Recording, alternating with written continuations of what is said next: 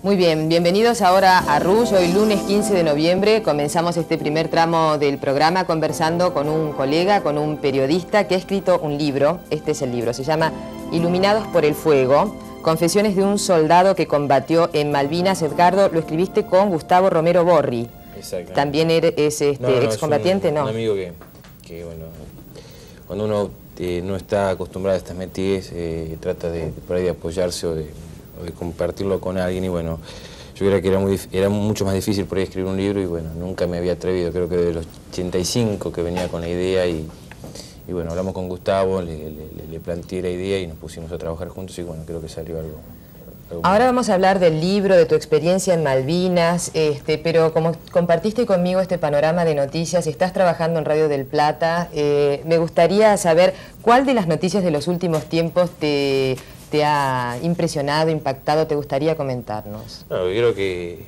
para la reflexión el encuentro del presidente Menem con el doctor Raúl Ricardo Alfonsín. Ayer estuvimos en Casa de Gobierno, y como decía un viejo dirigente radical en otro programa, creo que solamente Alfonsín y Menem, o Menem y Alfonsín, pueden movilizar y generar tantas expectativas como las que crearon en el día de ayer. Tuvieron que cortar el tránsito, era infernal la cantidad de periodistas, y son los hombres que están, guste o no, manejando un poco el pulso de los tiempos que estamos viviendo actualmente. Creo que del 83 hasta hoy son hombres que manejan muy bien los tiempos políticos. Uno por ahí dice las cosas como las dicen, no nos gustan, pero cuando tienen que pensar y actuar, y la intuición que tienen de decir estas cosas así, el rumbo económico tuvo que ser así, realmente es para admirar. El tema es que esto sea nada más de coyuntura hoy, y mañana, después, cuando empiecen los comicios, nuevamente empecemos las discusiones, empecemos las peleas nuevamente, porque el presidente decía hoy, la política es el arte de lo posible. Lo decía Maquiavelo a fines de 1400, pero yo creo que hay que buscar algo con más seriedad, porque no es hoy amigos, mañana enemigos, y yo creo que si se planteó algo en función de un cambio como la reforma a la Constitución, bienvenida sea, pero también creo que hay otras cosas más importantes, no simplemente una circunstancia, tratar de que el otro me apoye para ser presidente de un partido o porque yo quiero la reelección, sino para cosas más de fondo. Y creo que, bueno, si se plantea esto en función de un cambio, es bárbaro. El tema, por ejemplo, que me sorprendió es la desaparición de Angelos, que se fue a Europa. Me decían, sí, fue un viaje de negocios con empresarios. Dualde hace 20 días dijo, me voy de vacaciones. Sí. Creo que fue más sincero, sí, más honesto. De alguna forma desapareció, y era un hombre que, si pretende ser presidente en 1995, el haberse, de alguna forma, entre comillas, borrado en estos días tan importantes, creo que le dio demasiado espacio a Alfonsín, un hombre que cuando aprovecha o tiene espacios sabe actuar, ¿no? He escuchado hoy a la mañana en Radio América a muchas personas con cierto temor por la continuidad del plan económico, no, más que por la continuidad del plan, por las posibilidades que este plan empiece a tener altibajos a partir de esta reunión, por lo que significa, digamos, para las grandes industrias, las grandes empresas, los grandes factores de poder económico, la presencia de Alfonsín. Es que Alfonsín creo que no puso la mano dura que plantea el presidente Menem. Alfonsín también tuvo algunas iniciativas de la reforma del Estado, la reducción del personal, y creo que no, quizás por la presión y por los paros generales que Menem por suerte no tuvo, quizás porque tuvo mano más dura, genera cierta inseguridad, cierto temor, pero uno hace 2 meses atrás, y mucho menos en 1989, no hubiese esperado el resurgimiento como era de Fénix de Alfonsín. Claro, lo que pasa es que después de la reunión de ayer, Alfonsín dijo que esto era un plan de liberalismo salvaje y que era un plan de hambre. Esto es lo que realmente piensa el doctor Alfonsín, sí, sí. No hace más que reflejar su pensamiento. Entonces ahora hay como un susto, un miedo de qué manera van a reaccionar los mercados si un hombre que piensa de esta manera se reúne con el presidente de la nación. De todas maneras... Pero creo que, bueno, que hoy por hoy los tiempos políticos es como una caja de Pandora y no sabe qué sorpresas se pueden llevar. Sí, si la economía depende de eso, realmente es que no hay ninguna estabilidad. Si Alfonsín, no lo digo porque pero en este arte de lo posible que planteaba el presidente Menem, tampoco es descabellado que el presidente o el expresidente Alfonsín diga, bueno, por ahí mi ministro puede ser Cavallo. Es decir, yo hoy dudo, y yo todavía sigo con la imagen de aquella palabra del presidente Menem que dijo que él no se reunió con Alfonsín. Y yo le creí. Y todavía no lo desmintió. Y uno dice, bueno, en San Luis se cuestionan las mentiras. Yo creo que hay que cuestionar en todo esto las mentiras. Yo creo que lo que vale es la transparencia y hay que demostrarle a la sociedad lo que se hace con la verdad. Si se descubre una reunión secreta, ya dejó de ser secreta. No, a veces tratar de no aclararlo, de tomarnos a veces por sonsos o por ingenuos. Yo creo que esas son las cosas que de alguna forma hay que corregir, ¿no?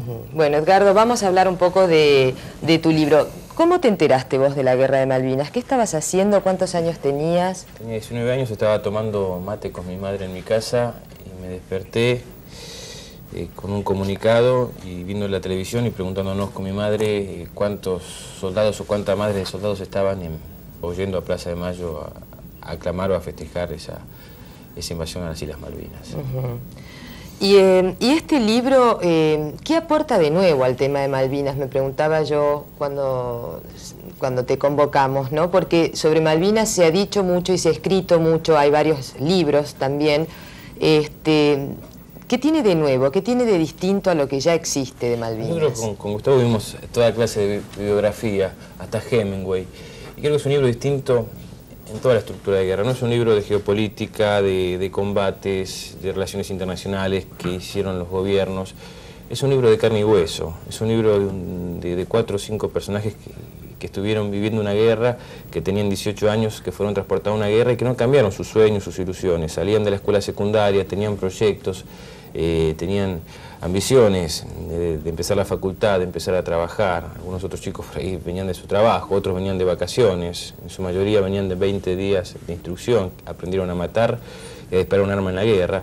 Y cómo nos tuvimos que adaptar de repente, de la noche a la mañana, con 18 años, a la guerra, a matar, a vivir como lincheras, a comer de la basura, a vivir bajo el frío, durmiendo en pozos, con amenazas, con presiones,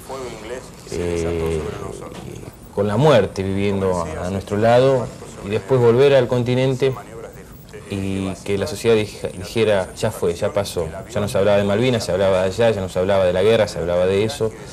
Y vos fíjate que en Malvinas murieron 625 soldados, pero después de Malvinas, la post-Malvinas significó alrededor de 400 suicidios. Fue casi más traumática la post-Malvinas que la propia Malvinas, porque yo traje muchas cargas. Hoy me decía Gustavo, esto fue como un grano de pus. Yo traía mucho dolor, mucha carga emotiva, yo venía con un montón de imágenes que de la noche a la mañana no me las podía borrar. Y poco se hizo para ayudarnos a salir de ese martirio. Yo creo que me saqué las cruces. Tengo mis cicatrices, mis cruces están ahí. Para mí es un recuerdo que no me voy a olvidar jamás, pero tampoco quiero vivir con mi carta de presentación de haber estado en Malvinas, porque por desgracia para esta sociedad haber estado en Malvinas significa haber sido primero un culpable, un causal, una circunstancia. Se cerraron la misma bolsa que a todos los que de alguna forma nos ordenaron ir a Malvinas, y por otro lado es como el SIDA argentino. Si vos vas a pedir trabajo, en muchos casos, y me ha pasado a mí también, eso que he hecho terapia de grupo, terapia individual, he tratado de sacar mis debilidades para poder reconstruir mi vida como creo que la he logrado. Vas hoy a pedir trabajo y conozco 2 o 3 casos que han ido y por una cicatriz de combate dijeron, no, este chico estuviste en la guerra, no, mejor ve la semana que viene, y ese volver la semana que viene significa que no vas a conseguir trabajo. ¿Y vos por qué crees que se ha dado este fenómeno del silencio de la posguerra, de la discriminación o de la marginación a los excombatientes? Porque es un país triunfalista y se perdió. Es como un partido de fútbol. Pasó con la selección nacional, va a pasar con una guerra que es mucho más traumática que la derrota en la cancha. Y esa recuperación o ese tratar de hablar en su momento estaba muy caliente. Había muchas cosas importantes también en el camino. La reestructuración. El libro empieza el 14 de junio, empieza con mi primera rebelión, una rebelión que creo que tuvo la sociedad argentina, y empieza con el retroceso de algo para el inicio de algo también. Empezó a aparecer la multisectorial, se fue Galtieri, aparece Nicolaides, después aparece Viñones, aparecen las elecciones, y hubo todo un montón de cambios demasiado fuertes, no solamente en Argentina, sino en el mundo, que dejaron un poco de lado el tema Malvinas. Pero más allá que todas estas circunstancias, lo que más marcó y dejó de lado el tema Malvinas es que se perdió.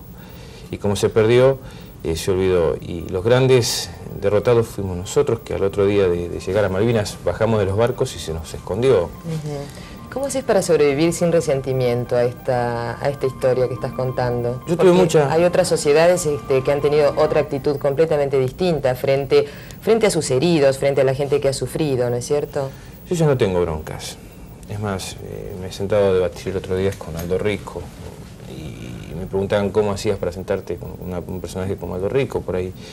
Y que seguramente tengo mis diferencias, pero yo creo que prefiero esto, que es la democracia, la libertad, el disenso. Tratar de dar el ejemplo que discutiendo, hablando, se pueden conseguir muchas más cosas que matando. Y por eso creo que hoy por hoy me saqué los rencores, me saqué las broncas. Decime, ¿de qué manera se manifestaba a los 18, 19 años en el lugar más sur de todos los sures posibles, en Malvinas, el miedo, el dolor, sobre todo el miedo de estar ahí para matar o para que te maten, ¿no? Sí, tenía miedo a morirme y también tenía miedo a veces a ciertas situaciones donde el enemigo estaba atrás y no estaba adelante, porque el enemigo de adelante, siempre digo, te iba a matar de frente, el enemigo de atrás te iba a matar por la espalda. Y nosotros éramos una especie de segunda categoría para muchos, no generalizar, ¿no? Porque uno tiene la costumbre de decir todos los militares son malos, todos los políticos son malos, sino como en todas las cosas hay cosas buenas y cosas malas y uno puede rescatar a gente que realmente, por ejemplo, en Malvinas combatió con dignidad. Pero el miedo fundamental que yo tenía era el miedo a morirme. Yo no estaba preparado con 18 años, con la vida que recién se iniciaba, a esperar la muerte, como la esperé. Yo tenía un montón de ilusiones de vida y después de Malvinas seguramente que pensé, como en muchos casos, el suicidio. Hoy por hoy ganó la vida. Yo creo que es un libro que es un canto a la vida. Es un libro duro pero que marca la ilusión de seguir viviendo. Yo hoy por hoy tengo muy claro que mi objetivo de vida es hacer todo lo que me gusta, lo disfruto, soy feliz, logré las cosas que soñé en algún momento y no me detuvo la situación de Malvinas. Respeto a los que dicen volveremos a Malvinas, pero a mí me marcó demasiado. Y hay chicos hasta hemipléjicos que dicen volveremos y no los entiendo de alguna forma. Y a lo mejor será como no pueden integrarse a esta sociedad que no los recibe, no los alberga, no les da posibilidades, bueno, quedan como con la ilusión de aquello. A lo mejor volver a Malvinas significa tener una esperanza para seguir viviendo. Digo como una interpretación cualquier otra. La sociedad, es decir, hubo casos muy fuertes, porque la gente, como te decía antes, les dijo que no. ¿Te acuerdas este chico Vera que murió en Avellaneda con una granada? Sí. ¿Y cómo reaccionás a una sociedad que no te da trabajo, que no te da posibilidades de salud, que no te dio posibilidades de vivienda, que te tiene que, aún hoy, hacer, en algunos casos, pedir plata en la calle? Cuando vos serviste a la patria, supuestamente, diste tu vida por la patria y no te ha dado nada. Yo, por suerte, no le debo favores a nadie y no quiero ser el prototipo, ¿no?, del que estuvo en Malvinas. Creo que habría que ir más al interior del país, al norte del país, ir a neuropsiquiátricos, donde hay muchos todavía, ir a ver a aquellos que todavía ni siquiera por ahí consiguieron su pierna ortopédica, para darse cuenta la crudeza de la guerra. Es un libro fuerte. La guerra es un procedimiento por el cual hombres que no se conocen se ven obligados a matarse en beneficio de hombres que sí se conocen y no se matan, leí por ahí. El concepto de la guerra en sí mismo es la locura, es la destrucción. No sé, habrá Aldos Ricos y otros personajes que tengan una visión diferente de lo que es defender los intereses y la patria y la bandera, pero aquí se trata de seres humanos, de la vida, y no hay valor supremo a ese, seguramente, ¿no? Y el debate es difícil para ellos porque de repente vos lo que planteas son los valores esenciales. El querer estar vivo. Yo no creo en la violencia, nunca creí en la violencia. A mí me gustó por ahí la experiencia de la colimba, como cualquiera que le toca y dice, bueno, vamos a ver qué es esto. Y después, cuando te hacen ir a cortar el pasto, a lavar los calzoncillos, como pasó en Malvinas, que le tenías que ilustrar los bolseguíes, que de repente terminás sirviéndolos, vos decís, ¿qué es la patria? ¿Qué es el servicio militar? Cuando de repente hubo gente que hasta el último día se seguía peinando la gomina y cara pintadas, yo no vi en Malvinas. ¿Cuánto tiempo estuviste? 57 días. Y de esos 57 días, ¿cuál es la imagen que más recordás? ¿Cuál es el momento que más recordás? Mira, está en el libro, ¿no? Que es el momento más duro de mi vida. Yo creo que es la culpa más grande que traje de Malvinas, que es la muerte de Vallejos. Fue la noche del 13 de junio. A mí me tocaba el segundo turno de guardia, y porque Vallejo no aparecía me mandan a hacer la guardia del primer turno.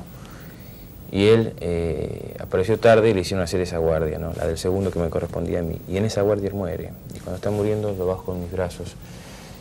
Y realmente sentí mucha culpa. No te olvides que teníamos 18 años y esas cosas nunca las esperé ni las imaginé. Y esa cosa me persiguió durante bastante tiempo, ¿no? Hoy por hoy, bueno, son las circunstancias de la vida, pero no fue una noche fácil la del 13 de junio, cuando los ingleses ya estaban encima nuestro, cuando empezó el hostigamiento de las naves inglesas, no solamente del sur, sino también del norte, y realmente era un infierno, ¿no? La isla estaba iluminada por el fuego y, bueno, y realmente de alguna forma éramos protagonistas de algo que no queríamos ser, creo que en su mayoría. Este libro yo lo elaboré con algunos amigos que estuvieron allá, lo elaboré con mi familia, porque también los padres. Yo estaba vivo, pero mi mamá no sabía si estaba vivo. Y te voy a dar un ejemplo. Yo la llamo por teléfono el 15 de mayo, porque podíamos ir grupos de 6 a hablar desde frente a la casa del gobernador, y estaba sola mi mamá en casa.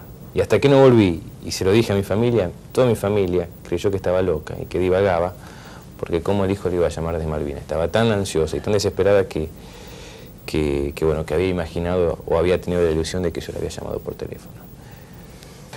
Bueno, me quedé totalmente... Me cuesta hablar del tema porque... el libro se llama... Emociones. Exactamente, Iluminados por el Fuego, Confesiones de un soldado que combatió en Malvinas. Edgardo Esteban. Edgardo, ¿estás en la radio? ¿En qué horario en Radio del Plata? Entro a las... Tengo que entrar a 5:30, llego un poquito más tarde, con Nelson Castro, después sigo con Santo Biasati, ahora estoy acreditado en Casa de Gobierno después de las 9. ¿Y estás contento con este trabajo? ¿Te gusta hacerlo? Para mí amo mi profesión, la disfruto, no me voy a hacer millonario seguramente, pero creo que es una forma también de ser protagonista de la historia, pero en este caso porque yo la elegí. Y tiene su magia y me ha dado la posibilidad de viajar, de conocer, y realmente no cambiaría esta profesión por nada, ¿no? ¿Y los afectos, el corazón? Bien, tengo una niña de 2 meses. ¿Tenés un bebé? Sí, Camila. Eso me cambió muchas cosas y estoy muy bien, me he reencontrado con un montón de cosas. Después de Malvinas, el reencuentro con mi familia fue fácil, pero yo no era fácil para la adaptación. Hoy por hoy realmente hay una comunicación muy buena. Y como en todos lados, creo que fue difícil construirlo, pero una palabra que vuela mucho por mi casa es la palabra te quiero. Y lo que pasa es que, te voy a dar un ejemplo, ¿no? A todos cuando tenemos un velorio, o muere alguien, dice, pucha, las cosas que no hice, las que podía haber hecho, y uno piensa ahí que está la muerte. Malvinas fue algo más fuerte que un velorio, entonces uno por ahí empezó a valorar todas esas cosas que las pierde con las cosas cotidianas, con la desesperación del trabajo, las preocupaciones, el tránsito, los impuestos, la política, y de repente, bueno, lo que trato es de darme algún tiempo para pensar y volver a esos afectos, y cuidar mi casa o estar con mi hija, ¿no? Bueno, te deseo lo mejor del mundo y muchísima felicidad, y yo voy a terminar con esta frase que dice: la guerra es un procedimiento por el cual hombres que no se conocen se ven obligados a matarse en beneficio de hombres que sí se conocen y no se matan. Muchísimas gracias, buena suerte con tu libro. Hacemos una pausa y enseguida volvemos.